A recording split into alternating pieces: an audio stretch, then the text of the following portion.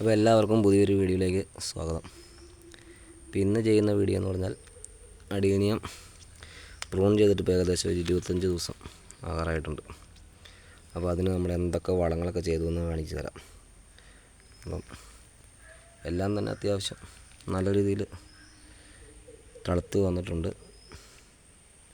ചിലതിൽ ബഡ്സും ആയിട്ടുണ്ട്. അപ്പം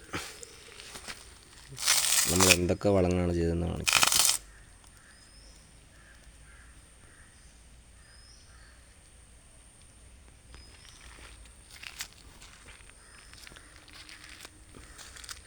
നമ്മൾ അഡീനിയം സാധാരണ പ്രൂൺ ചെയ്യുന്നതിന് റീപോർട്ട് ചെയ്യുമ്പോൾ ചെയ്യാതിരിക്കുകയാണ് നല്ലത്. റീപോർട്ട് ചെയ്യുമ്പോൾ പ്രൂൺ ചെയ്താൽ പെട്ടെന്ന് അത് തളർത്ത് വരാനുള്ളൊരു ചാൻസ് കുറവാണ്, ഇച്ചിരി താമസമുണ്ട്. കാരണം പുതിയതായിട്ട് വേരുകളൊക്കെ വരണ്ടേ, അപ്പോഴത്തേക്ക് കുറച്ച് ദിവസം എടുക്കും, പെട്ടെന്ന് ആയി വരാൻ പാടാം.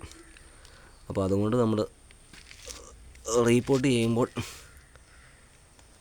1 മാസം മുമ്പ് ചെയ്യണം പ്രൂൺ ചെയ്യുന്നതിന് ഏകദേശം. അപ്പോൾ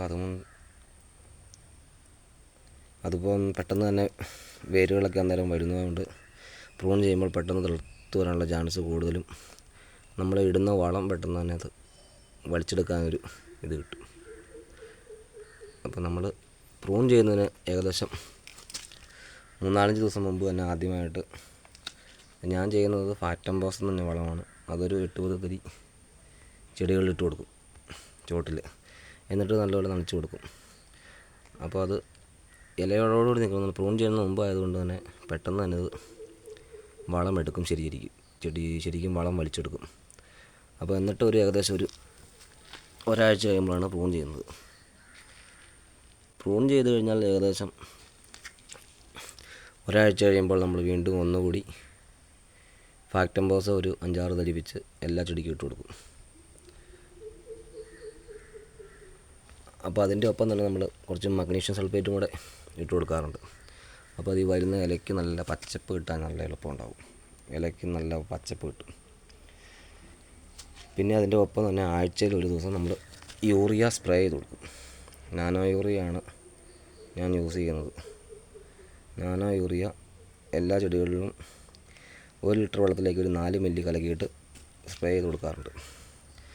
അപ്പം നമ്മൾ പ്രൂൺ ചെയ്ത് കഴിഞ്ഞതിന് ശേഷം ഏകദേശം പ്രൂൺ ചെയ്യുന്നതിന് തൊട്ട് മുമ്പും അതുപോലെ തന്നെ അത് കഴിഞ്ഞും ഓരോ ട്രിപ്പ് ഫാക്ടംബോസും 1 ട്രിപ്പ് മഗ്നീഷ്യം സൾഫേറ്റും ചുവട്ടിൽ കൊടുക്കാറുണ്ട്.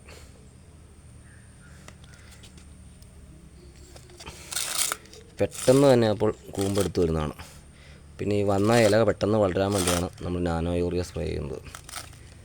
ആ സമയങ്ങളിൽ നമ്മളപ്പോൾ DAP വളങ്ങളോ പൊട്ടാഷ് പോലത്തെ വളങ്ങളോ യൂസ് ചെയ്യാറില്ല. ഏകദേശം ഈ പരുവമൊക്കെ ആയി കഴിയുമ്പോഴാണ് നമ്മൾ ഇനിയിപ്പം ഇതിന് പൊട്ടാഷ് DAP വളങ്ങളൊക്കെ ഇട്ട് കൊടുക്കുന്നത്. അപ്പോൾ അത് ഒത്തിരി തളർത്ത് മേളിലോട്ട് വളരാതെ പെട്ടെന്ന് തന്നെ അത് പൂക്കൾ ഉണ്ടാവാനിലേക്ക് മാറും.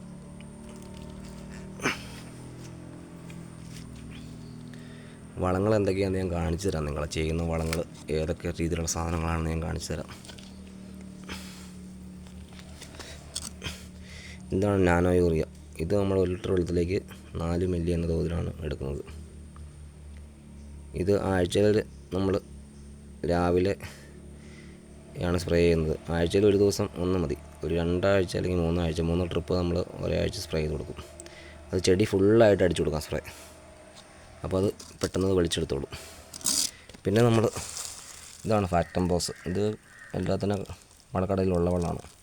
ഇതൊരു 5-6 തരി നമ്മൾ 5-10 തരിയാണ് ഒരു ചെടിക്ക് ഇടുന്നത് 1 ട്രിപ്പ്. അങ്ങനെ 2 ട്രിപ്പ് ഇട്ട് കൊടുക്കും നമ്മളൊരു പ്രൂൺ ചെയ്തതിന് ശേഷം. പിന്നെ അതുപോലെ തന്നെ ഇത് മഗ്നീഷ്യം സൾഫേറ്റ്, ഇതും വളക്കടയിൽ മേടിക്കാൻ കിട്ടും. ഇത് നമ്മൾ ചെയ്യുവാണെങ്കിൽ ചെടിക്ക് നല്ല പച്ചപ്പ് കിട്ടും ഇലയ്ക്ക്. അപ്പം ഇതും മേടിച്ചിടുക. ഇതിനോടൊപ്പം തന്നെ ഇനിയിപ്പോൾ നമ്മളിത് ചെയ്ത് കഴിഞ്ഞിട്ട് ഏകദേശം ഒരു 10-25 ദിവസം കഴിയുമ്പോഴത്തേക്കും ചെടികൾ അത്യാവശ്യം നല്ല ഇലയൊക്കെ ആയി കഴിയുമ്പോഴാണ് പൊട്ടാഷ് DAP പോലുള്ള വളങ്ങൾ സ്പ്രേ ചെയ്ത് കൊടുക്കുന്നത്.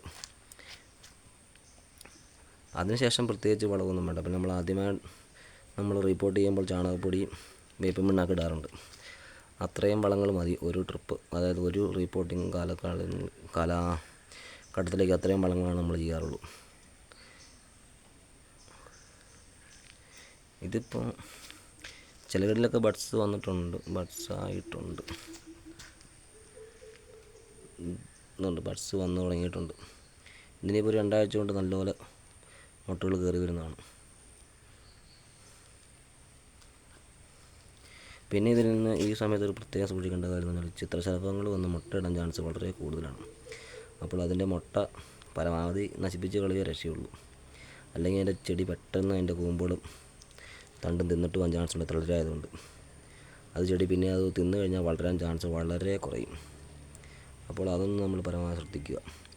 ഇത്രയും കാര്യങ്ങളാണ് ഈ സമയത്ത് ചെയ്യേണ്ടത്.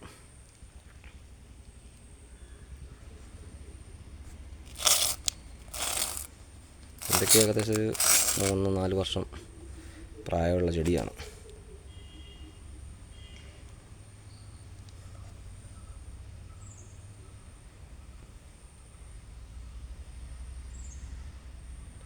ഇനി ഇതിൻ്റെ പോട്ടി മിക്സ് ഉണ്ട്, അതിനെക്കുറിച്ച് ഞാൻ വേറൊരു വീഡിയോ ചെയ്ത് കാണിച്ചു തരാം.